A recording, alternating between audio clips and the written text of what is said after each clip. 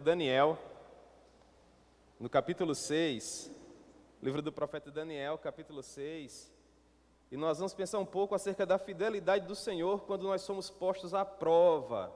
Daniel, capítulo 6, é a passagem que o servo do Senhor é lançado na cova dos leões, em virtude da sua integridade perante o Senhor, e esse capítulo fala a respeito da fidelidade de Deus em nos guardar, em nos preservar. Esse capítulo ele fala acerca de que vale a pena ser fiel mesmo no meio de uma geração corrupta e perversa.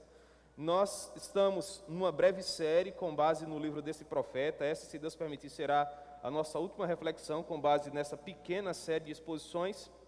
E esse capítulo é um capítulo muito especial. Qual o contexto em que essa história acontece? Nós sabemos que por ocasião da idolatria do povo, eles foram levados à Babilônia. E segundo a profecia do servo do Senhor, o profeta Jeremias, eles permaneceriam na Babilônia por 70 anos. Pois bem, esses 70 anos haviam se passado. No capítulo 5, nós temos a forma com que Beltesazar, o quinto e último rei da dinastia neobabilônica, havia pecado gravemente contra o Senhor. Ele havia organizado uma festa, e ao longo dessa festa, quando ele já estava profundamente embriagado, ele trouxe os utensílios do templo de Israel para tomar as suas bebidas alcoólicas nos utensílios do templo. E quando isso acontecia, era o ápice da humilhação do povo do Senhor na Babilônia. Os irmãos lembram, à luz da narrativa do capítulo 5, que uma mão misteriosa apareceu na parede do palácio, e a interpretação do que aquela mão escreveu tinha a ver com a ruína da Babilônia, com o ocaso da Babilônia e com a restauração de um reino que havia se perdido, ou pelo menos tinha perdido parte da sua hegemonia, da sua soberania por ocasião da idolatria, que seria o reino de Israel. Um novo império foi levantado, o Império Persa, ou Medo-Persa, já que esse novo império seria a união de duas grandes nações, os medos e os persas. Naquela mesma noite em que a mão misteriosa apareceu na parede, Ciro, o persa, para se cumprir a profecia do profeta Isaías de mais de um século, invade a Babilônia, e numa única noite, o maior império que o mundo já tinha visto até então, cai por terra, e um novo império passa a governar todo o mundo. Tempos se passam após a ascensão do Império Medo-Persa. Deus permite que Ciro deixe o povo retornar para a terra de Israel. O povo retorna em 3 levas, uma primeira com Zorobabel, uma segunda com Esdras e finalmente uma terceira com Neemias, num lapso de pelo menos um século. O fato é que, nesta primeira leva, com Zorobabel, parte da aristocracia que se encontrava na Babilônia voltou para casa. O que nos chama a atenção é que Daniel, nesse momento da história, era um ancião, um homem que se aproximava dos seus 80 anos de idade, quem sabe ele já tivesse até um pouco mais. Nós não sabemos ao certo qual seria a idade exata de Daniel, sabemos que ele foi adolescente para a Babilônia e que 70 anos haviam se passado. Contudo, ele não retornou para Israel por ocasião daquela primeira leva, ele não viajou com Zorobabel, mas ele permaneceu na corte de um novo império. Nós observamos lá no estudo que fizemos no capítulo 1, que desde o capítulo 1 nós somos avisados de que Daniel permaneceria até o primeiro ano de Ciro, o governador do mundo nesse período.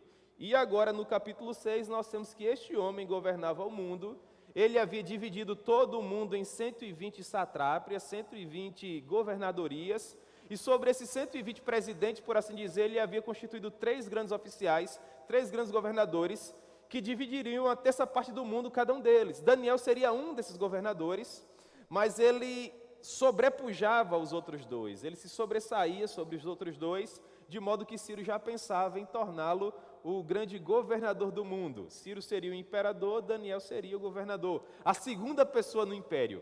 Este ancião, este homem experimentado em dias, que havia sofrido tanto na Babilônia, mas que, para que se cumprisse a palavra do Senhor, estava aqui produzindo frutos que permaneceriam para a vida eterna. Portanto, esse é o contexto do capítulo 6. Daniel estava ainda em evidência, Daniel estava ainda sendo festejado, Daniel possuía ainda cargo de responsabilidade governamental, mas agora, mais uma vez, ele seria posto à prova perante o Senhor em sua fidelidade para com Deus. Será que ele permaneceria fiel, assim como era fiel enquanto adolescente, enquanto jovem? Ou os anos na corte de Nabucodonosor moldaram o coração de Daniel? Será que Daniel perdeu o caminho? Será que Daniel perdeu o foco? Será que Daniel, assim como tantas pessoas que nós temos observado nos dias atuais, começou bem, mas terminaria muito mal? Muito bem, é o que nós vamos observar hoje. A fidelidade do Senhor quando nós somos postos à prova. Do verso 1 ao verso 5, nós observamos uma coisa interessante. Os reis vêm e vão, mas o Senhor permanece para sempre. Versículo 1. Pareceu bem a Dario constituir sobre o reino a 120 sátrapas, que estivessem por todo o reino, e sobre eles 3 presidentes, dos quais Daniel era um, aos quais estes sátrapas dessem conta para que o reino sofresse dano. Então mesmo Daniel se distinguiu dentre os presidentes e sátrapas, porque nele havia um espírito excelente, e o rei pensava em estabelecê-lo sobre todo o reino. Então os presidentes procuravam ocasião para acusar a Daniel a respeito do reino, mas não puderam achá-la, nem culpa alguma, porque Daniel era fiel, e nele não se achava nenhum erro nem culpa. Disseram, pois, estes homens: nós nunca acharemos ocasião alguma para acusar a este Daniel, a não ser que nós venhamos a procurar contra ele na lei do seu Deus. Amém? Que Deus aplique a sua palavra ao nosso coração. Nós vamos ler esse capítulo e vamos fazendo aqui algumas aplicações à medida que nós formos lendo, e que o bom Deus em graça e misericórdia nos conceda luz para compreendermos aquilo que Ele quis nos ensinar com base nesse texto tão precioso. Pois muito bem, irmãos, como eu havia falado para vocês, 70 anos haviam se passado desde que o povo do Senhor, por causa da idolatria do seu coração, havia chegado à Babilônia. Onde nós observamos isso, que o povo passaria 70 anos na Babilônia? Ora, na profecia do profeta Jeremias, capítulo 25, versículo 11. Inclusive o próprio Daniel, estudando os livros dos profetas, ele teve acesso a essa profecia, e o próprio Daniel sabia que o tempo do seu cativeiro seria de 70 anos. Está escrito lá em Jeremias, capítulo 25, versículo 11. Toda esta terra virá a ser um deserto e um espanto. Deus falava a respeito de Israel. Estas nações servirão ao rei da Babilônia 70 anos. Portanto, por ocasião desses 70 anos, 5 reis estiveram se assentando no trono da Babilônia. E ao longo destes períodos, Daniel sempre foi um homem que esteve em evidência. Daniel sempre foi um homem que esteve sendo utilizado por Deus para abençoar o seu povo enquanto eles se encontravam na Babilônia. E nós pensávamos, irmãos, por ocasião desta minissérie de sermões com base no livro do profeta Daniel, que de fato quando nós temos gestores, quando nós temos governadores que são tementes a Deus, o povo do Senhor, e quando eu digo o povo do Senhor não me refiro necessariamente aos cristãos, mas eu me refiro a todos os povos que são alvo da autoridade desses homens, esses povos são abençoados. Porque perceba que, ao longo dos estudos que nós realizamos no livro do profeta Daniel, não eram apenas os judeus que eram abençoados com as leis que eram alteradas pela militância, pelo envolvimento, pelo engajamento dos servos do Senhor. Vocês lembram que, por ocasião do capítulo 3, quem não se curvasse à estátua de ouro nefasta que Nabucodonosor havia produzido seria exterminado, não importava qual fosse a sua etnia. Não eram apenas os judeus que seriam assassinados, seriam quaisquer outros. Se não dobrasse o joelho ante aquela lei inescrupulosa, seria assassinado. E aqueles homens se levantaram para alterar aquela lei e para fazer com que uma outra, melhor que aquela, fosse estabelecida. O que nós aprendemos com isso? Que toda autoridade é constituída por Deus, é verdade. Mas toda autoridade é constituída por Deus para implantar na terra os valores do reino de Deus. Se a autoridade que foi constituída não serve para a maior glória de Deus, ela tem que ser substituída. É isso, irmãos, que nós aprendemos à luz das Escrituras. É por isso que nós temos o dever de orar por todos os homens, sobretudo pelas autoridades. Para quê? Para que tenhamos dias tranquilos sobre a face da terra. Então esse é um ponto muito importante. Com a ascensão do Império Persa, a coisa mais óbvia seria que aqueles que serviam na corte dos babilônicos fossem afastados. É isso que nós observamos nos dias atuais. Um novo gestor assume um cargo e esse novo gestor, por óbvio, vai colocar as pessoas que são da sua confiança. Dificilmente o imperador vai afastar um outro imperador para manter aqueles que lhe auxiliavam nos mesmos cargos, porque a coisa que primeiro haveria de vir à sua mente é que aquelas pessoas não seriam de confiança. Os nossos doutrinadores querem acreditar que no momento em que Ciro se assentou no trono da Babilônia, homens como Daniel ou como seus amigos Sadraque, Mesaque e Abednego vieram até Ciro. E trouxeram até Ciro, por exemplo, as profecias de Isaías capítulo 40, as profecias de Isaías capítulo 45, que haviam sido escritas muito antes do nascimento de Ciro. E o que é que está escrito lá? Levantei a Ciro, o meu ungido. Isaías falando, mais de um século antes do nascimento de Ciro, que fará toda a minha vontade. Então, quando Ciro teve acesso a essas informações, por óbvio que ele temeu a Deus. E perguntou aos servos do Senhor o que ele deveria fazer agora que ele estava vivendo o cumprimento daquela profecia. E eles mostraram a profecia de Jeremias. Olha, Ciro, o tempo da nossa permanência aqui seria de 70 anos. Nós chegamos em 605, estamos agora em meados de 539, 535. O mundo mudou, você é o governador, a profecia se cumpriu, a gente quer voltar para casa. E você vai fazer uma leitura de Esdras, por exemplo, vai ser justamente isso que acontece. Ciro não apenas vai dar liberdade para o povo voltar, mas eles vão poder voltar levando seus utensílios, levando tudo aquilo que for retirado do templo, para que a dignidade de Israel fosse restaurada. Porque o caráter do povo já havia sido trabalhado. É a palavra de Deus se cumprindo, irmãos. Não é porque Ciro agora era o governador, não, pelo contrário. Ciro era só mais uma peça no tabuleiro de Deus, que estava sendo movimentada para a glória de Deus, assim como você e assim como eu. Os irmãos compreendem isso? Portanto, versículo 1, pareceu bem a Dario constituir sobre o reino a 120 governadores que estivessem por todo o reino, e sobre eles 3 presidentes, dos quais Daniel era um. Portanto, Ciro não destituiu toda a corte da Babilônia. Alguém permaneceu. E esta pessoa era Daniel. E ele não era uma pessoa que estava ali ocupando um cargo no baixo escalão. Pelo contrário, ele estava ainda nos mais altos escalões do governo. O mundo dividido em 3 partes e Daniel governando essa terça parte. Acontece que Daniel se distinguiu, versículo 3, dentre os demais. Por quê? E esse é o ponto. Por que Daniel se distinguiu? Porque nele havia um espírito excelente. Irmãos, como isso é interessante. Ele chegou um menino na Babilônia. Nós já estudamos isso, a fundo inclusive. Ele sofreu todo tipo de pressão. Mas sobre todas essas lutas, sobre todas essas agruras, Deus fora com ele e ele prevaleceu. Louvado seja o nome do Senhor. Agora ele é um homem velho, que por 70 anos ocupou os cargos mais badalados da Babilônia. Não se engane, Daniel tinha fama e Daniel tinha dinheiro. Mas para além de tudo isso, Daniel tinha integridade, Daniel era crente, o poder não lhe subiu à cabeça, ele era consagrado ao Senhor, irmãos. Há um ditado popular que diz, você quer conhecer alguém? Dê poder a essa pessoa, não é? Que nós estamos diante de um homem poderoso, mas ele era poderoso para a glória de Deus. Isso fala muito ao meu coração. Mas fala muito, fala de uma maneira poderosa. E Daniel não quis voltar para Israel. Os doutrinadores, eles divergem. Alguns dizem porque Daniel não suportaria viagem, ele era velho demais. Alguns outros dizem porque ele entendia que ainda havia uma missão para ele na Babilônia. Essa é uma interpretação interessante, porque Daniel está trabalhando, e trabalhando muito aqui.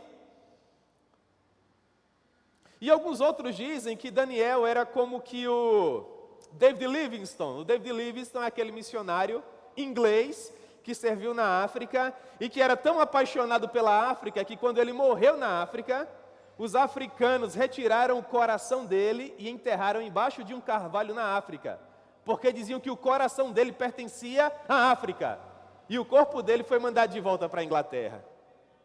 Quem sabe o coração de Daniel, para a glória de Deus, já pertencesse à Babilônia, para abençoar aquele povo, para que o nome do Senhor fosse glorificado. E por conta disso ele permaneceu e ficou ali. Mas o serviço que ele prestava era tão precioso que o imperador entendia que ele deveria ser o segundo no reino. Então imaginem que os persas, eles lutaram muito para conseguir derrubar a Babilônia. Muitos outros impérios haviam tentado e a Babilônia sempre havia resistido. Agora os persas conseguiram. Então muitos nobres, muitos príncipes, muitos homens de prestígio haviam ajudado Ciro a derrubar a Babilônia. O que esses homens queriam agora? Reconhecimento. Eles queriam ocupar os melhores cargos na corte de Ciro, porque eles haviam lutado para que ele houvesse conquistado a Babilônia. E o que Ciro faz agora? Ele pega alguém que era escravo de um povo diverso e que já servia na Babilônia na qualidade de servo para colocar no cargo mais festejado. Aquilo causaria inveja e disputa, sim ou não? Mas é claro que sim. Mas é óbvio que sim. Até porque isso seria inimaginável. Um homem que havia sido vencido na guerra continuar no cargo mais privilegiado da nação. Mas por que isso acontecia? Porque Daniel possuía um espírito excelente. E é interessante que os babilônicos, eles não perdem tempo em sempre fazer menção ao espírito que habitava em Daniel. Quando ele interpreta o sonho da grande árvore no capítulo 2, por que ele foi chamado? Porque ele possuía um espírito excelente. Quando Nabucodonosor enlouqueceu no capítulo 4, quem foi chamado para interpretar? Daniel. Por quê? Porque ele possuía um espírito excelente. Quando a mão misteriosa apareceu na parede e ninguém conseguiu descobrir o que ela havia escrito, quem foi chamado, irmãos? Daniel. Por quê? Porque Daniel possui um espírito excelente. Se você fizer um estudo em todo o Antigo Testamento, você vai perceber que homens assim sempre foram usados por Deus. Eu não quero me alongar, mas vou usar um exemplo para vocês compreenderem. Você lembra quando Saul estava possesso de um espírito maligno enviado pelo próprio Deus? As pessoas viviam às voltas porque Saul não tinha paz. Então um dos seus servos falou assim: por que você não chama alguém que saiba tocar harpa para aliviar o seu coração? E ele falou: muito bem, é uma ideia interessante. Quem nós vamos chamar? Então um outro dos seus servos falou assim: eu conheço um, filho de Jessé, o belemita. Agora olha as características de Davi: que sabe tocar e é forte e valente. Um garoto de guerra. Davi era adolescente ainda, sisudo em palavras, não falava bobagem, de gentil presença, era um rapaz bonito. Mas vem a principal característica: e o Senhor é com ele. Você entende isso, meu irmão? Deus conta com aqueles que querem servir para a glória do nome dEle. Deus conta com corações disponíveis. Deus conta com pessoas que querem se envolver. Deus conta com pessoas que querem fazer a sua vida valer a pena. Nós não podemos ver a carruagem do Evangelho passar, nós não podemos ver a carruagem do Reino de Deus passar e ficarmos em nossa zona de conforto porque não recebemos um convite para servir a Ele. O convite foi feito há muito tempo, meus irmãos. A coisa já está acontecendo, você tem que bater a poeira, se juntar a essa carruagem e fazer alguma coisa para a glória de Deus. Até porque esse Espírito Santo também habita em você, amém? Muito bem, louvado seja o nome do Senhor. Então havia inveja. Não se enganem, Deus começa a usar você, as pessoas vão invejar você. E é interessante, irmãos, quando nós estudamos o comportamento humano, nós percebemos que há vários tipos de inveja, mas duas chamam muito a atenção. Qual é o primeiro tipo de inveja? É aquela inveja onde a pessoa quer ter o que você tem. Esse é um tipo de inveja. Vocês concordam comigo? Mas há um segundo tipo de inveja, esse para mim é o pior. A pessoa no segundo tipo de inveja não quer ter o que você tem. Não, pelo contrário, ela não quer que você tenha. Ela não quer ter para ela. Não é isso que satisfaz o coração dela. O que ela quer é que você não tenha. Você compreende isso? E nós precisamos guardar o nosso coração, para que esse tipo de coisa não nos contamine, para que não venha qualquer raiz de amargura, para que nós não venhamos a ficar acabrunhados. No versículo 4, aqueles outros presidentes procuravam ocasião para acusar Daniel a respeito do reino, mas eles não puderam achá-la, porque não havia culpa nele, porque Daniel era um homem fiel. Ora, irmãos, Daniel se encontrava numa condição onde ele era escrutinado diuturnamente. Haviam 120 presidentes e 2 outros governadores, e a ideia é: olha o livro de contas de Daniel, ele errou alguma conta, não é possível. Faz 70 anos que esse homem serve aqui, ele deve ter colocado alguma coisa no bolso. Vocês imaginam A auditoria que foi feita na vida de Daniel. Pega todo o documento que ele assinou aí, todo o contrato que ele fez, todo o acordo que ele participou. Esse homem tem que ter uma falha. Encontraram alguma, irmãos? Não encontraram nenhuma. Daniel era íntegro. Esse foi a primeira alternativa. Destruir Daniel por meio da sua vida pública. Por que não conseguiram? Porque Daniel era fiel. Porque nele não se achava culpa nenhuma. Já que nós não conseguimos por meio da vida pública dele. As amizades são boas, os contratos são bons, os acordos são bons, é um de Deus. E agora, o que é que a gente faz? Segunda alternativa, a sua vida privada. Disseram esses homens, versículo 5, nós nunca vamos achar ocasião alguma para acusar Daniel, porque Daniel é um funcionário muito bom. Promete, cumpre, paga, os contratos são todos bem assinados, são todos bem feitos, ele passou em tudo na auditoria. O que a gente faz agora? Vamos achar uma brecha na vida particular dele. E aí vamos analisar a vida dele, é bom pai, é bom marido, é bom funcionário. Quem é esse homem na vizinhança dele, na rua dele? Não acharam nada contra Daniel. Mas havia uma característica em Daniel que saltava aos olhos. Daniel era fiel a Deus. Ele havia provado isso ao longo dos 70 anos. Então a ideia dos homens foi criar um ardil que tivesse a ver com a intimidade daquele homem com Deus, mas que levasse desdobramentos à sua vida pública. O que nós aprendemos com isso, irmãos? Que diuturnamente nós somos examinados em nossa vida pública. Não se engane. Você está caminhando aí pelas ruas de Campina Grande e pessoas que você talvez nem conheça, conhecem você, sabem que você é crente. Observa o teu comportamento no trabalho.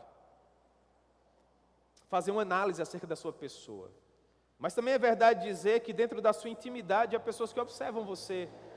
Que espécie de marido, de esposa, de pai, de mãe, de filho, de filha, enfim, nós somos avaliados a todo momento. Porque o objetivo daqueles que não amam ao Senhor e querem atrapalhar a obra dele é fazer justamente com que os seus soldados venham tombar no campo de batalha. Deus te concede uma voz para fazer a obra dele sobre a face da terra, e aquela pessoa que não quer que você prospere, não quer ter a mesma voz que você tem. Esse é o ponto. A pessoa quer que você não tenha a voz que Deus lhe deu. Essa é a luta que nós travamos todo o tempo, a todo momento. Que Deus possa guardar o nosso coração para nós sermos fiéis ao Senhor, assim como Daniel, porque como nós iniciamos a nossa reflexão, os reis vêm e vão, mas o Senhor permanece eternamente. E mais vale sermos fiéis e íntegros a Ele. E até porque nós sabemos, todo aquele que quer servir piamente ao Senhor padecerá perseguição.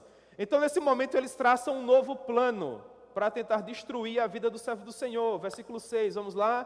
Então, estes presidentes e sátrapas foram juntos ao rei e lhe disseram: ó rei Dario, vive eternamente. Todos os presidentes do reino, os prefeitos, os sátrapas, conselheiros, governadores, concordaram em que o rei estabeleça um decreto e faça firme o interdito que todo homem que por espaço de 30 dias fizer petição a qualquer Deus ou a qualquer homem que não a ti, ó rei, seja lançado na cova dos leões. Agora, pois, ó rei, sanciona o interdito e assina a escritura para que não seja mudada, segundo a lei dos medos e dos persas, que não se pode revogar. Por esta causa, o rei Dario assinou a escritura e o interdito. Portanto, agora nós temos um plano traçado para destruir a vida do Senhor. Falei para vocês que toda autoridade é constituída por Deus, é verdade. Mas nem toda autoridade constituída por Deus serve para a maior glória de Deus. Nos versos 6 e 7, nós temos uma estratégia intentada pelos inimigos de Daniel e uma das estratégias mais vis. Eles pensaram em destruir a sua vida, a vida privada de Daniel, fazendo com que essa destruição tivesse consequência na sua esfera pública. Eles sabiam que, independente da lei que eles estavam ali tentando promulgar, que Daniel conservaria a sua integridade a Deus. Daniel era um daqueles servos do Senhor que, assim como nós, a todo momento tem que tomar uma decisão. Quase que todos os dias nós temos que tomar essa decisão. Os planos que nós temos para nós mesmos entram em crise com os planos que Deus tem para nós, e nós temos que decidir. Uma crise é sempre uma oportunidade de tomar uma decisão. O que nós devemos privilegiar? Os nossos próprios sonhos e planos, ou os sonhos e planos de Deus para nós? Por óbvio que são os planos e os sonhos de Deus para nós, mas esse tipo de decisão não é fácil. Aqui nós temos o homem mais festejado do império, cotado para ser o segundo abaixo do imperador, alguém que já havia sofrido muito na vida e que, entre aspas, agora talvez merecesse um lugarzinho ao sol, um tempo confortável de vida. Tudo o que Daniel tinha que fazer era manter as aparências, no sentido de que, como a adoração é subjetiva, Daniel, se não desse sinais exteriores de adoração a qualquer um outro Deus, passaria muito bem, obrigado. Mas acontece que Daniel tinha como hábito externar publicamente a integridade do seu coração. De que forma? Orando a Deus, manifestando o seu desejo de tornar o seu nome conhecido. E Daniel agora precisava ponderar: eu mitigo, eu cerceio no meu coração o que faz a minha vida valer a pena, o que me dá razão de ser, o que me conservou desde a minha adolescência aqui. Ou eu compactuo com essa lei esdrúxula, mesmo sabendo que isso milita contra a minha consciência? Em outras palavras, eu devo ser politicamente correto ou não? Daniel era um homem tão apaixonado pela glória de Deus, e a promessa do Salvador que viria era tão forte em seu coração, que ele nem titubeou. E os inimigos dele sabiam disso. Vamos promulgar uma lei que ataque Daniel em sua vida privada, levando consequências à sua vida pública. E como nós sabemos que ele é um homem íntegro, já está provado aqui, já haviam feito uma análise da vida dele inteira, não encontraram nunca uma brecha. Ele vai manter-se fiel, e vai ser aí que nós vamos pegá-lo. 123 homens sentados numa reunião nefasta para produzir uma lei que, se bem que interferiria em todo o império, tinha um único objetivo: derrubar um homem. O que nós aprendemos? Que o que é de mais importante, irmãos, em todo o universo, não são os impérios que se levantam e que depois caem. Pelo contrário, o que é de mais importante em todo o universo é a alma de um homem. O que importava nesse momento era Daniel, porque Daniel era a luz que, usada por Deus, iluminava a Babilônia, que fazia com que a fidelidade do Senhor permanecesse idônea ali. Mas um outro ponto que nos chama muito a atenção é o fato de que as leis podem ser feitas de acordo com os caprichos dos homens. E nós observamos isso a todo tempo. Você consegue perceber como essas leis foram feitas, não apenas para prejudicar o império, mas sobretudo para tentar matar a Daniel? Portanto, é verdade dizer, os nossos gestores, sim, possuem uma influência preponderante sobre as nossas vidas, e nós precisamos ter cuidado. Uma vez que o plano fora traçado, qual seria o próximo passo? Trazer a lei à existência. Fazer com que a lei fosse promulgada. E a cultura medo-persa dizia que a palavra do rei não poderia cair por terra. Se a lei fosse promulgada, Dario não poderia voltar atrás. E Daniel não teria a mínima condição de se defender, até porque essa possibilidade nem mesmo existiria. Perceba que coisa interessante.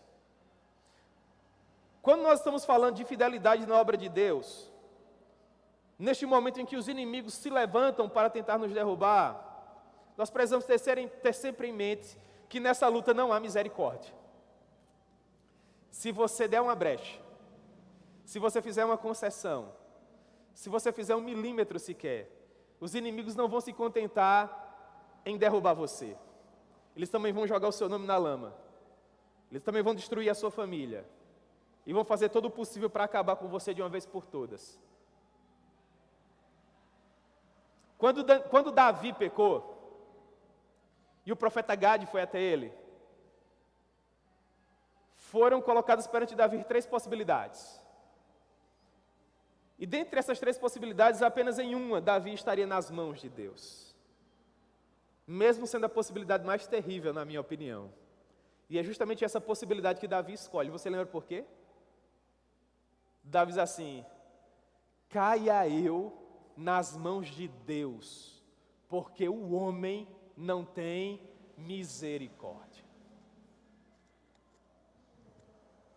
Não se engane, irmãos, a notícia que mais se espalha, como que um rastilho de pólvora, é a notícia que diz que o homem de Deus caiu. As pessoas têm prazer nessa notícia. Sabe por quê? Porque o homem de Deus está para além dele próprio. O homem de Deus representa algo que está para além da pessoa dele. O homem de Deus é uma instituição. E esse homem não pode cair, irmãos. Porque o nome do Senhor não pode ser envergonhado. E o preço que esses homens pagam quando eles cometem um tipo de pecado moral é um preço altíssimo. Há um livro muito bom de um pastor chamado Jaime Kemp. E o título do livro é Pastores em Perigo. É um livro escrito para pastores, mas que se aplica à vida de todos nós. E quando eu li esse livro a primeira vez, irmãos, assim, eu fiquei chocado. Ele vai contando testemunhos de homens, de mulheres de Deus que fizeram concessões, que tomaram decisões erradas e que caíram. E como que um mote no final de cada uma dessas histórias, mesmo que com palavras diferentes, o que todos esses homens e mulheres estão dizendo é assim: porque o Senhor não me levou para o céu antes disso? Porque o Senhor não me poupou dessa vergonha? Porque o Senhor não me poupou do tremendo lamaçal que se tornou a minha vida? Porque para viver dessa maneira é muito melhor não viver. Isso foi tão forte, irmãos, que eu fiz um quadro.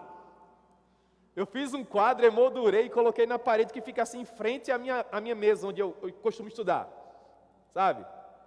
Se você for na minha casa um dia e entrar lá no lugarzinho onde eu estudo, você vai ver esse quadro. Toda vez que eu levanto a cabeça, eu olho para ele. Eu olho para esse quadro milhares de vezes no dia. Todos os dias. O que é que está escrito nesse quadro? Lembre que você é um homem de Deus. O Senhor te deu uma esposa e 2 filhos. Há pessoas que te amam e contam com você. Não nos decepcione. Todo dia eu leio isso, irmãos. Centenas de vezes. Porque isso é sério. O homem não tem misericórdia. E eu não consigo viver sem isso aqui. Então eu tenho que guardar o coração. E saber onde eu estou colocando o meu pé. E você também. Amém? Em terceiro lugar, Daniel tomou a sua decisão e descansou em Deus. Daniel, pois, quando soube que a escritura já estava assinada, entrou em sua casa e, em cima, no seu quarto, onde havia janelas abertas do lado de Jerusalém, 3 vezes por dia se punha de joelhos e orava e dava graças diante do seu Deus, como costumava fazer. Então aqueles homens foram juntos e, tendo achado Daniel a orar e a suplicar diante do seu Deus, se apresentaram ao rei e disseram: não assinastes um interdito que por espaço de 30 dias todo homem que fizesse petição a qualquer Deus ou a qualquer outro homem fosse lançado na cova dos leões? E o rei disse: é verdade, essa palavra é certa, segundo a nossa lei. Então eles responderam e disseram: esse Daniel, que é um escravo, que é um dos exilados de Judá, não faz caso de ti, ó rei, nem da lei que assinastes. Antes, 3 vezes por dia, ele faz a sua oração. Daniel nem titubeou, irmãos. É óbvio que uma luta, acredito eu, travou-se em seu coração. Não é fácil escolher uma sentença de morte. Ninguém quer morrer. Daniel ponderou. Ele agora era um ancião, não era mais um adolescente que pulava na fornalha de fogo. Se bem que isso não é fácil, jamais será. Muita coisa havia mudado, muita água havia passado por baixo daquela ponte chamada vida. Contudo, Daniel preferiu continuar confiando no Deus, que desde o primeiro dia em que ele colocou o pé na Babilônia, havia mantido a sua fidelidade para com ele. E mesmo sabendo que ele continuava sendo diuturnamente seguido, espiões por todo lado que você possa imaginar, Daniel 3 vezes ao dia subia até a sua casa, abria as portas para Jerusalém, a cidade do grande rei, o cálice de tontear as nações, um punhado de ametistas no cálice de prata era Jerusalém, e orava a Deus. para a glória de Deus. E os inimigos, por óbvio, viram tudo aquilo e foram dizer a Ciro, ou a Dario, como ele é chamado nesse capítulo, o poderoso governador do mundo. E o que eles disseram? Disseram assim para Ciro: Ciro, Ciro ou Dario, Daniel é crente. Sabe aquele Daniel lá, que você está pensando em colocar como o segundo no teu reino? É íntegro, é crente, é fiel. Só que eles disseram isso com outras palavras, com o objetivo de destruir a vida do homem, porque o que estava acontecendo era isso. Uma lei horrível fora criada para afastar os homens piedosos da presença do Senhor, e estes homens preferiram a Deus. Essa era a notícia que eles estavam dando.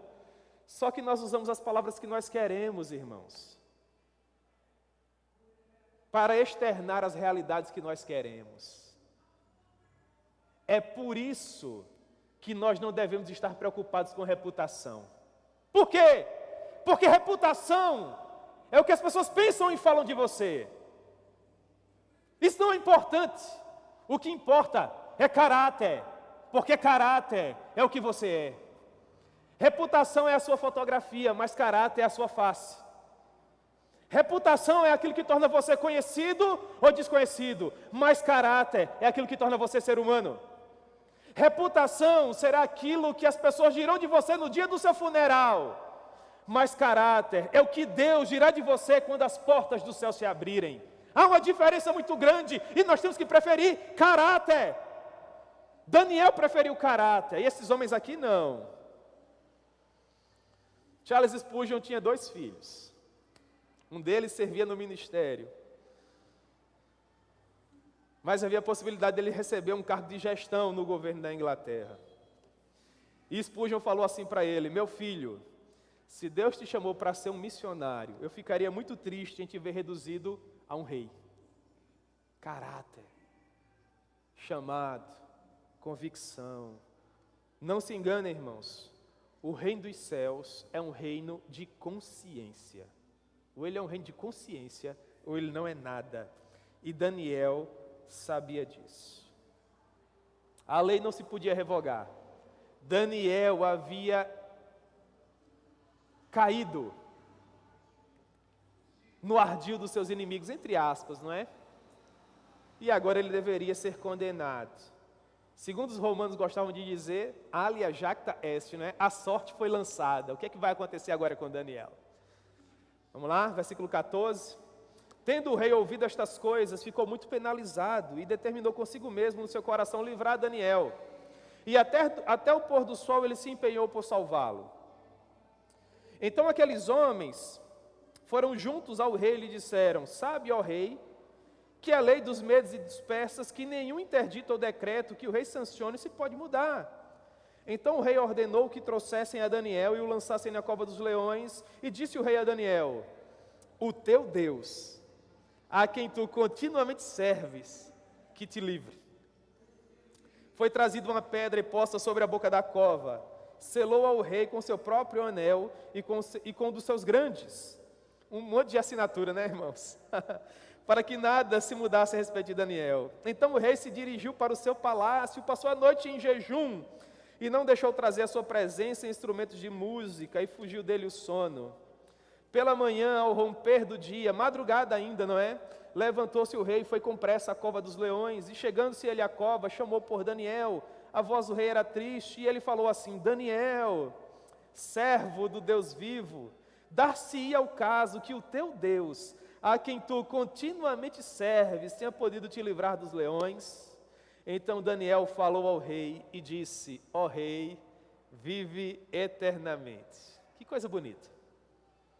O meu Deus enviou o seu anjo e fechou a boca dos leões, para que eles não me fizessem dano, porque foi achada em mim inocência diante dele.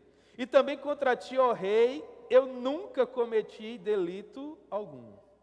Então o rei se alegrou sobremaneira e mandou tirar aquele velhinho da cova. Imagine aí, irmãos, com 80 anos dormindo numa cova, já é pedir a morte, não é? E assim Daniel foi tirado da cova e nenhum dano se achou nele. Por quê? porque Daniel era crente, porque ele acreditou em Deus. E ordenou o rei que fossem trazidos aqueles homens que tinham acusado a Daniel, e eles foram lançados na cova dos leões, bem como seus filhos, suas mulheres, e eles nem bem tinham chegado ao fundo da cova, e os leões já se apoderaram deles, e lhes migalharam todos os ossos. O rei conhecia Daniel. O rei sabia da integridade de Daniel, e desde o momento que ele soube que aquele crime havia sido imputado a Daniel, ele passou o dia inteiro tentando fazer acordo, tentando resolver a situação, mas era impossível. De quem nós lembramos? De um homem chamado Pôncio Pilatos, que da mesma forma sabia que um dos seus réus era inocente, mas havia sido criado um ardil tão poderoso para ceifar a vida daquele rapaz de 33 anos chamado Jesus, de modo que Pôncio Pilatos não conseguiu resolver a situação, e a única saída que ele teve foi lavar as mãos, a mesma coisa que Dario fez aqui. Tentou de todas as formas salvar Daniel. De acordo com a cultura e com as leis da sua época, isso era impossível. Então a quem ele recorreu? Ao Deus de Daniel, a quem ele continuamente servia. E ele disse que o teu Deus, a quem tu continuamente serves, te livre. É interessante, irmãos, que agora não é mais Daniel que se encontra na berlinda. Daniel agora passa de fato a ser o que ele de fato sempre foi, uma peça no tabuleiro. No momento em que Ciro, que Dario, você chama ele como quiser, colocou Deus na jogada, não se tratava mais de Daniel viver ou morrer, mas se Deus seria glorificado ou não seria glorificado. Isso é maravilhoso, porque Deus sempre será glorificado, irmãos. Ele não compartilha da glória dele com absolutamente ninguém.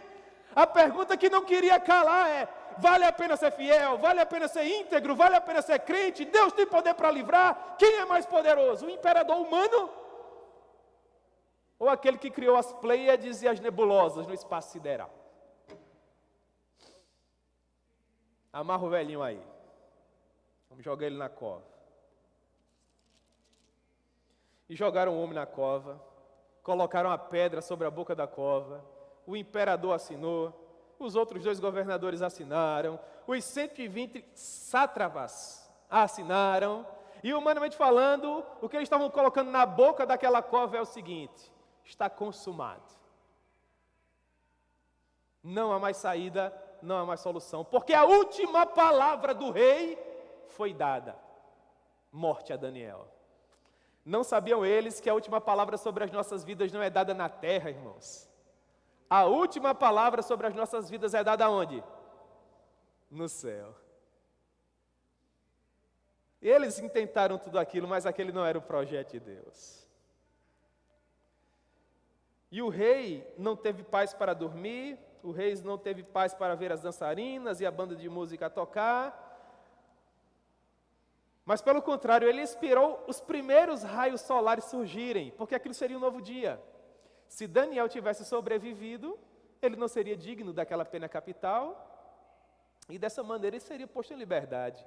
E a primeira coisa que o rei fez foi ir até o local de execução de um condenado para saber se ele tinha falhado em sua execução. Isso não é contraproducente do ponto de vista humano. É como que um presidente, por exemplo, americano, onde em alguns estados se é permitida a pena de morte, um governador, melhor dizendo, e o governador ele tem a palavra, né, de libertar aquela pessoa ou não, de fazer aquela pessoa sobreviver ou não. E aí, de repente, aquele homem, ele promulga a morte, mas ao mesmo tempo ele passa a noite acordado dizendo assim, que a cadeira elétrica não funcione, que não haja energia, que aquele homem não morra. E aí no dia seguinte, bem cedo, ele deixa tudo, todo o seu governo para trás, ele vai para o local da sua execução, torcendo para que ele tenha falhado na sua lei. Humanamente falando, irmãos, isso é impossível, sim ou não? É o que acontece aqui. E ele diz: será o caso, Daniel, que o teu Deus, a quem tu continuamente serve, de dia e de noite, te livrou? Será que isso aconteceu? Será que Deus é poderoso para isso? Será que vale a pena ser fiel? E aí o velhinho lá de dentro da cova fala assim: ó rei, vive eternamente. Não, rei, eu não morri. Por que foi que eu não morri? Porque Deus me imputou justiça. De pronto, irmãos, aqui a gente faz um paralelo com quem? Com o Senhor Jesus.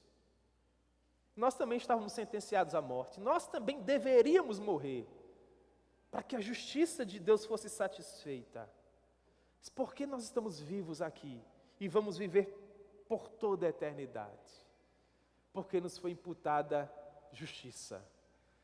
Porque Deus nos livrou por meio da sua graça.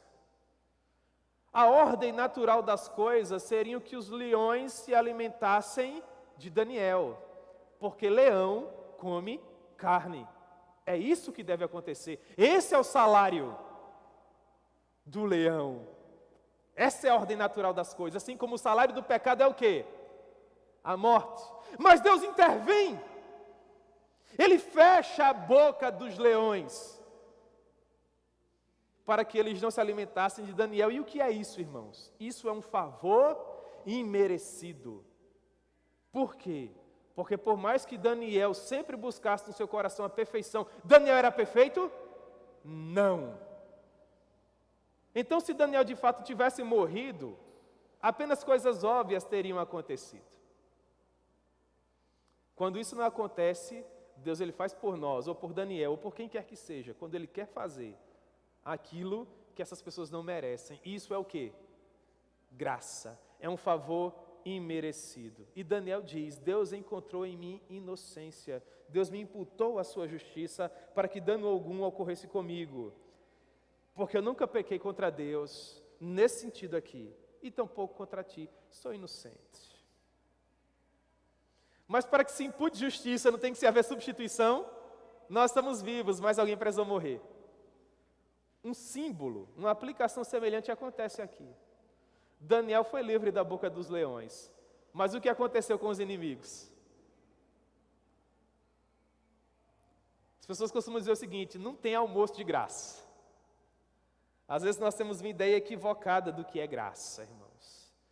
Nós estamos vivos, mas para que nós venhamos a permanecer vivos, e vivos por toda a eternidade, alguém precisou morrer, para que a sua justiça nos fosse imputada.